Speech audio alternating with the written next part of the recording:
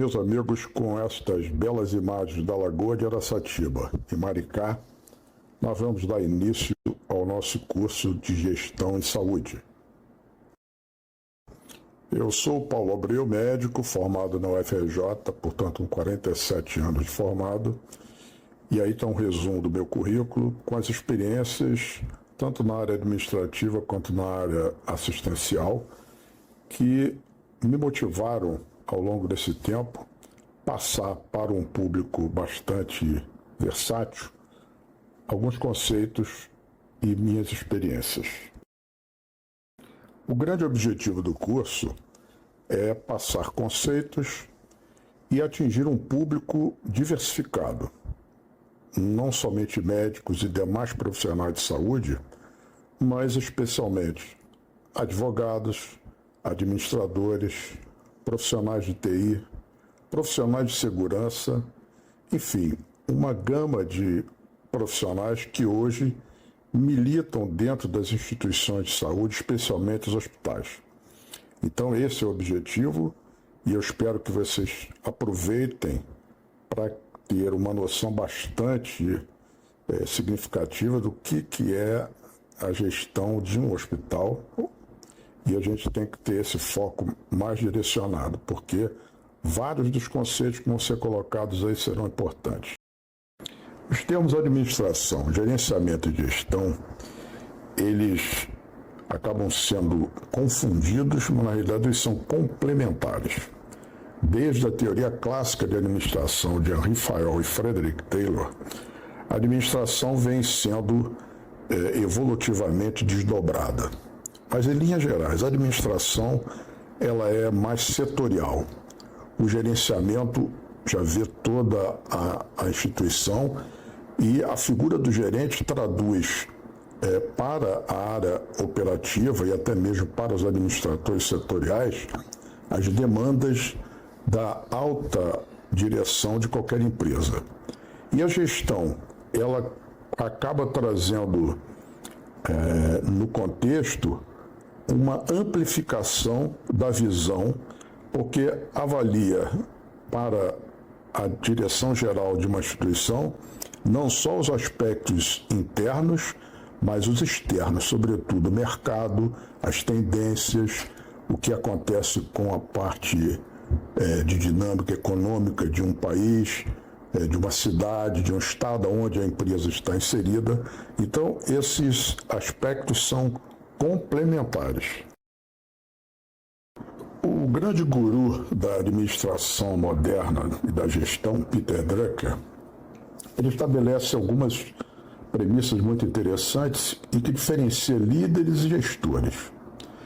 Líderes determinam a visão, inspiram e motivam, conduzem as pessoas a valores mais elevados. Gestores concebem como chegar lá, mantêm as coisas organizadas e gerenciam os detalhes. Aqueles que querem liderar, mas não conseguem administrar, tornam-se irrelevantes ou perigosos, porque pode levar a empresa para decisões erradas, mas não só para as organizações, mas também para a sociedade. Boas intenções não são desculpas para incompetência. Mais tarde, mais à frente, nós vamos ver o conceito de competência. Portanto, gestão é foco sobre o todo e a sua efetividade global. Administração, foco sobre as partes e sua eficiência. Sinteticamente, nós podemos ter 3 níveis de uma empresa: o tático operacional, o gerencial e o estratégico. Cada uma desses níveis exige especializações. No tático operacional, que seria o operador de uma fábrica, por exemplo, ou um operador de telemarketing, são pessoas que precisam de especialização, assim como nos demais níveis, e aí entra todo o aspecto de adequação, de formação curricular. Esse é o modelo esperado para a ascensão profissional. Mas quantos de vocês conhecem formas de ascensão dentro de uma empresa que nem sempre seguem o critério dos méritos, nem sempre seguem os critérios éticos, mas esses aspectos devem ser, de uma certa forma, abolidos cada vez mais, porque é exigido que uma sociedade justa, regular, aceite como regra básica a ascensão dentro de uma empresa por méritos.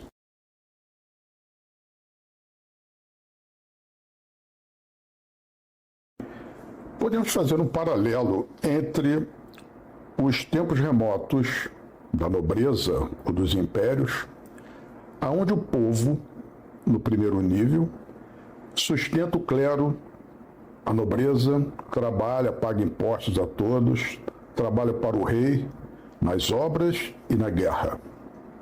No nível intermediário, nós temos a nobreza, os marqueses, condes e o clero, que são senhores das terras, tudo lhes pertence, não pagam impostos, mas recebem-nos do povo. E no último estágio temos o rei, onde ele recebe as benesses de toda essa trajetória da composição da sociedade. Bom, quando a gente faz uma correlação com o que ocorre no mundo atual, nós temos a classe trabalhadora, no primeiro nível, que fica mergulhado, pelo menos em nosso país, num modelo de 40 ou 44 horas semanais, e hoje isso vem sendo discutido a respeito de 36 horas por semana, mas a classe trabalhadora pertence normalmente às classes menos favorecidas e que, trabalhando 40 horas ou 44 horas por semana, vocês sabem o que isso representa na vida de cada um das pessoas que pertencem a essa classe e que dificilmente consegue ascensão social porque não tem acesso à ascensão, não tem como se desenvolver porque não tem tempo ou não tem energia. E também são pessoas que não conseguem trabalhar a parte lúdica de suas vidas. Num patamar acima temos a classe média, os pequenos empresários. Esta, sim, espremida pelas demandas da classe trabalhadora para compor todos os encargos dos trabalhadores. E, além, imprensado também pelas demandas do nível acima, por leis que regem os impostos, que é uma gama enorme de impostos que o nosso país tem, e essa classe média realmente é bastante espremida por essas demandas.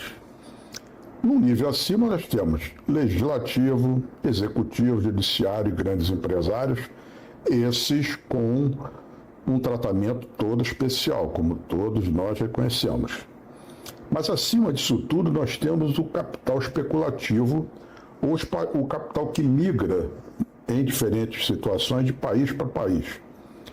E existe as corporações do capital bom e as corporações do capital mau. E aí traduzido por corrupção, drogas, roubos.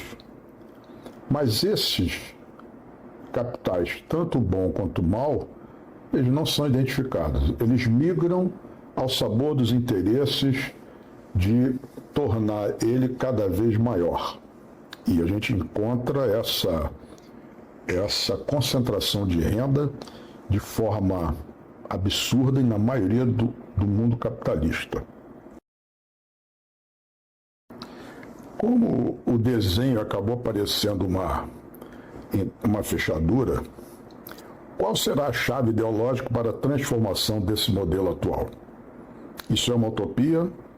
Porque tanto se discute os modelos socialista, modelo comunista, o modelo sueco ou dos países nórdicos, o modelo do capitalismo voraz de países europeus e dos Estados Unidos e Canadá. Enfim, ainda não há um modelo que diga que acerte realmente na fechadura para mudar esse cenário atual. Na história mais recente, nós temos períodos como da Idade Média, períodos sombrios. Depois, saindo da Idade Média, tivemos a Primeira Guerra Mundial, que abalou o mundo, tivemos as guerras no Oriente, e todos os contextos sempre tiveram como pano de fundo a exploração do homem pelo homem. E esse contexto trouxe diferentes análises, diferentes filosofias, diferentes teorias sobre o modelo que devemos seguir. E nenhum deles explica, pode até tentar, mas ainda não há uma consolidação de um modelo que transfira a equidade para os homens. Mas nós podemos fazer uma síntese do que era a atividade econômica no século XIX, onde, obviamente, o que preponderava eram os recursos naturais. Então, esse era o grande movimento de dinheiro. E a manufatura começou a iniciar com a Revolução Industrial, e ela começou a ter os primeiros esboços de automação. Mas eu quero destacar, para que vocês vejam, o serviço do conhecimento, que aí começavam as primeiras experiências, as primeiras publicações sobre progressos na área de física, química, astronomia, medicina e outras ciências. Mas ocupava como atividade econômica uma fatia muito pequena. No início do século XX, nós já vimos um desenvolvimento maior da indústria, a manufatura. E aí nós já começamos a ver que o serviço do conhecimento ainda era tênue do ponto de vista de atividade econômica e a exploração dos recursos naturais era a regra de então. Já em torno da década de 60 do século XX, nós vimos uma explosão dos serviços do conhecimento quando as primeiras automações, o desenvolvimento tecnológico acontecido pelos esforços da Segunda Guerra, tanto na Alemanha quanto nos aliados e na Rússia, os esforços de guerra impulsionaram o desenvolvimento da tecnologia. E aí o serviço do conhecimento passou a ter uma importância significativa na evolução econômica do mundo. Chegando, portanto, ao século XXI, nós temos hoje todos os sistemas que trazem um mundo que parece que não tem limite de desenvolvimento tecnológico. Isso modificou radicalmente a distribuição de atividade econômica das outras áreas. A gente faz o comparativo com os recursos naturais, onde o petróleo ainda é uma exploração importante, mas aparece o lítio, aparece outros metais que têm importância na informática, e a gente vê agora o desenvolvimento da energia elétrica cada vez com captação solar, desenvolvimento de energia eólica, e tudo isso vem trazer para o setor do conhecimento um grande e enorme desenvolvimento.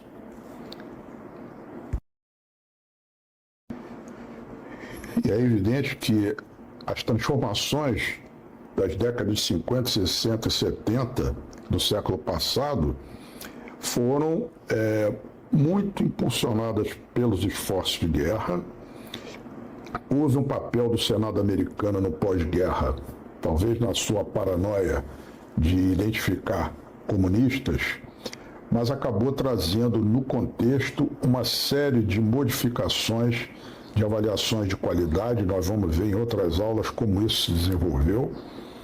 E houve uma regulamentação das ações de saúde e suas implicações jurídicas, informatização e melhoria dos processamentos da informação. Esse também é um detalhe que traz para nós uma outra dinâmica de como gerenciar as instituições de saúde. A globalização, que é um fenômeno do final do século passado, onde a velocidade de informação traz uma nova dinâmica de relacionamento entre as nações. Hoje, talvez a geopolítica traga grandes conflitos de interesse, porque onde surge um campo de petróleo ou uma jazida de minerais preciosos, há uma disputa e países precisam ter a preocupação de se interrelacionar com interesses gerais. O que se prevê, e isso já foi citado por dirigentes do mundo, é uma proposta de criar um dirigente global do mundo. Isso veio à tona na época da pandemia de Covid, onde cada país ou cada região adotou práticas distintas. Isso gerou tanto conflito que até hoje se fala no assunto e não se chegou a nenhuma conclusão. São situações muito delicadas e muito sutis para servir de rastilho, de pólvora para a explosão de grandes conflitos.